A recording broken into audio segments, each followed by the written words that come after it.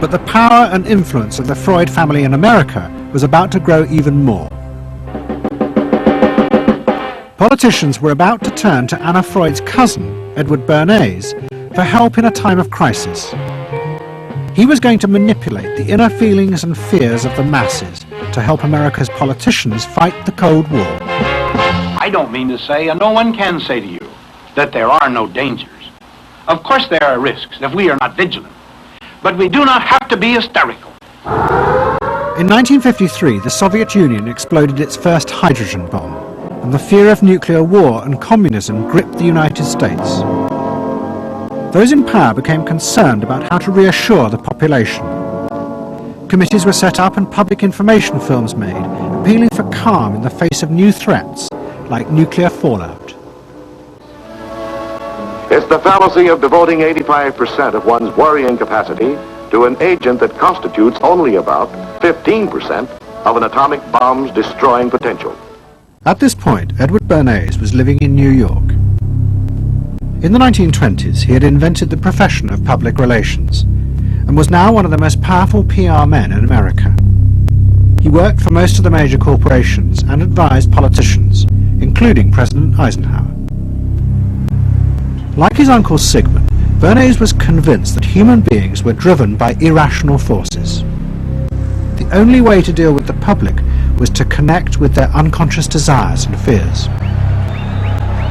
Bernays argued that instead of trying to reduce people's fear of communism, one should actually encourage and manipulate the fear, but in such a way as it became a weapon in the Cold War. Rational argument was fruitless. What my father understood about groups is that they are manipulable, they're malleable, and that you can tap into their deepest desires or their deepest fears and use that to your own purposes. I don't think he felt that all those publics out there had reliable judgment, that they very easily might vote for the wrong man or want the wrong thing, so that they had to be guided from above.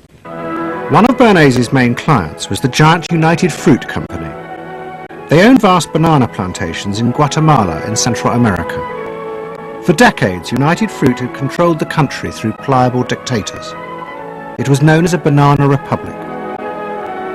But in 1950, a young officer, Colonel Arbenz, was elected president. He promised to remove United Fruit's control over the country. And in 1953, he announced the government would take over much of their land. It was a massively popular move, but a disaster for United Fruit, and they turned to Bernays to help get rid of Arbenz.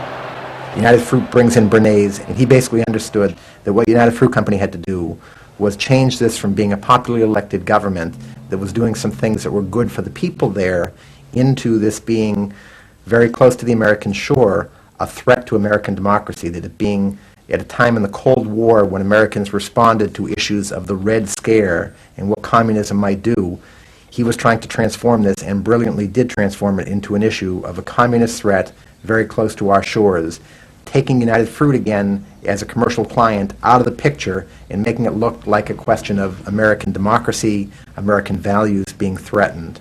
In reality, Arbenz was a democratic socialist with no links to Moscow. But Bernays set out to turn him into a communist threat to America. He organized a trip to Guatemala for influential American journalists.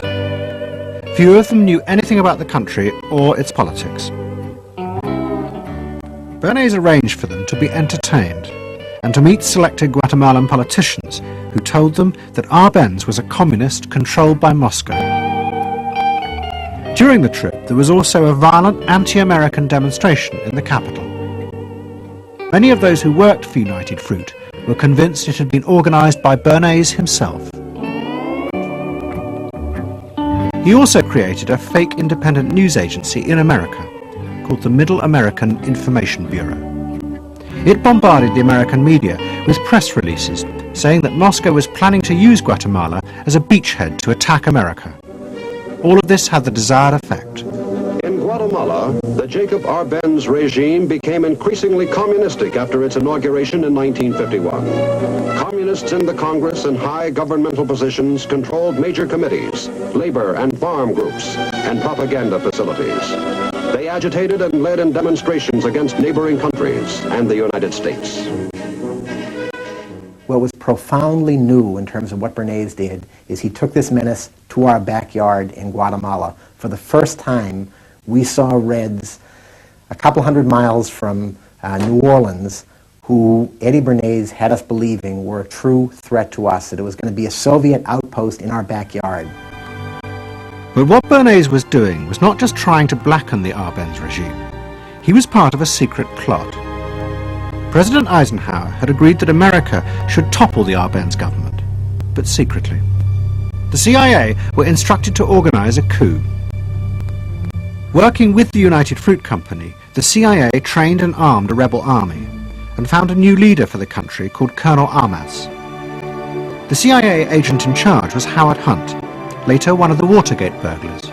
What we wanted to do was have a terror campaign to terrify Arbenz particularly, terrify his troops, much as the German Stuka bombers terrified the population of Holland, Belgium, and Poland at the onset of World War II, and just rendered everybody paralyzed. As planes flown by CIA pilots dropped bombs on Guatemala City, Edward Bernays carried on his propaganda campaign in the American press. He was preparing the American population to see this as the liberation of Guatemala by freedom fighters for democracy. He totally understood that the coup would happen when the public and the press, when conditions in the public and the press allowed for a coup to happen, and he created those conditions. He was totally savvy in terms of just what he was helping create there in terms of this overthrow. But ultimately he was reshaping reality, reshaping public opinion in a way that's undemocratic and manipulative. On June the 27th, 1954, Colonel Arbenz fled the country, and Armas arrived as the new leader. Within months, Vice President Nixon visited Guatemala. In an event staged by United Fruit's PR department, he was shown piles of Marxist literature that had been found, it was said, in the presidential palace. This is the first time in the history of the world that the communist government has been overthrown by the people. And for that we congratulate you and the people of Guatemala for the support they have given. And we are sure that under your leadership, supported by the people whom I have met by the hundreds on my visit to Guatemala, that Guatemala is going to enter a new era in which there will be prosperity for the people together with liberty for the people. Thank you very much for allowing us to see this exhibit of communism in Guatemala. You're welcome. And for dinner, see what Mother has for dessert. Banana gingerbread shortcake. Just another of the many tempting ways in which this nutritious fruit can be prepared. So now that you've seen where bananas come from before they reach your table, our journey to Banana Land is ended. We hope you enjoyed the trip. We know you like bananas.